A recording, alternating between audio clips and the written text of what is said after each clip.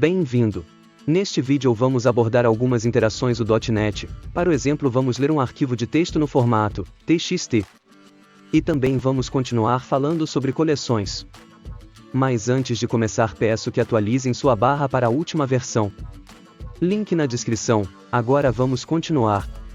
No .NET existem muitas coisas prontas para nós utilizarmos. Para utilizarmos, precisamos informar onde estão localizadas. Então precisamos acessar o namespace que contém o que precisamos. Aqui, para não complicar muito, vou dizer que o namespace é uma pasta onde ficam guardados classes. Para acessar um determinado namespace, precisamos usar a palavra reservada using fora do nosso namespace. A palavra reservada, using, terá outro tipo de função se for utilizada em outro local. Depois escreveremos o caminho para o que precisamos. Agora queremos ler um arquivo de texto. Então vamos precisar de fazer uma operação chamada IO, no português entrada e saída. Para isso vamos utilizar o namespace system.io. Então vamos adicionar aqui em cima no topo esse namespace. Colocamos using, seguido do system.io. Esse namespace é dedicado à leitura e gravação de arquivos e mais algumas coisas. Por enquanto vamos focar nos arquivos. Vamos criar um novo método aqui. Ele vai retornar uma string. Vou chamá-lo de readText. E vai receber um parâmetro do tipo string também, onde vamos passar o caminho de nosso arquivo. Vamos ler um arquivo txt. Aqui no corpo do método, vou criar uma variável do tipo string, como nome text, e agora vou atribuir o valor para ela. Vou usar uma classe estática do namespace system.io. Uma classe estática, falando de um modo simplificado, é uma classe que você não precisa criar o objeto para utilizar. Na prática, você não precisa usar a palavra reservada new. Claro que não é simples assim, mas para esse momento é o que precisamos. Vamos utilizar a classe file e chamar o método readAllText. Agora usamos o returner com nossa variável. Acho que não preciso mais falar, que é preciso compilar. Eu preparei este arquivo txt aqui, com alguns valores em cada linha. E tem alguns textos também.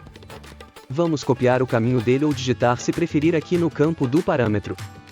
Precisamos remover as aspas duplas do fim e do início se você copiou, como eu fiz.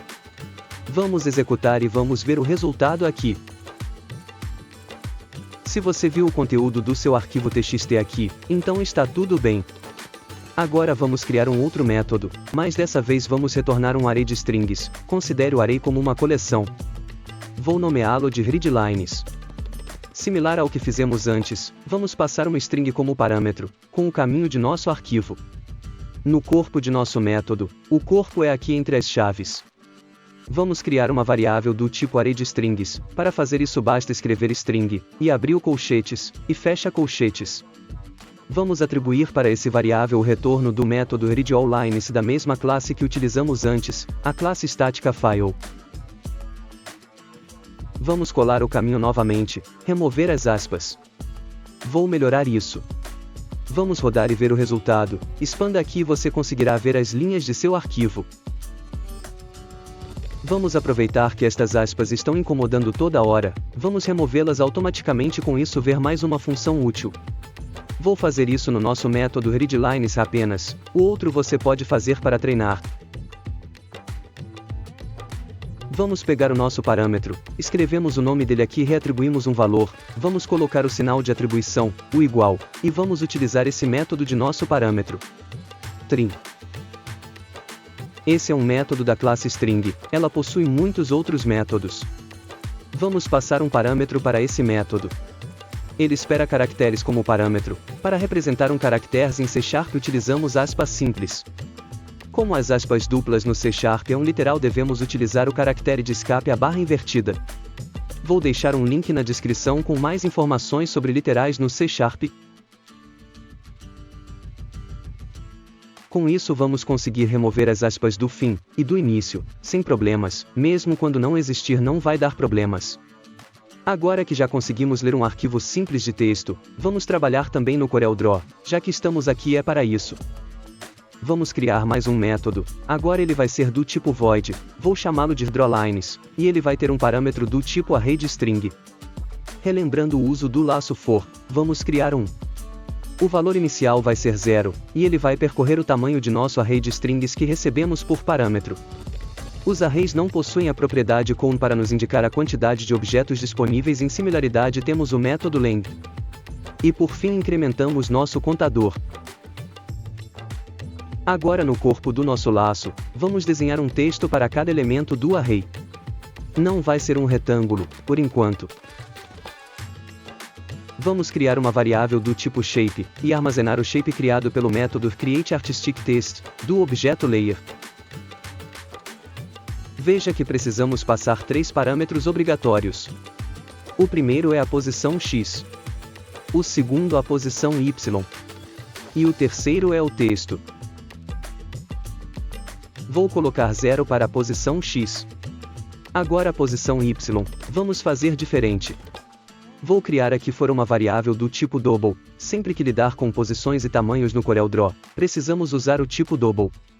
Vai se chamar y, e com valor 0. Agora adiciono essa variável aqui. E aqui embaixo vou atribuir um novo valor para ela. Esse valor vai ser a posição do topo do texto que acabou de ser desenhado.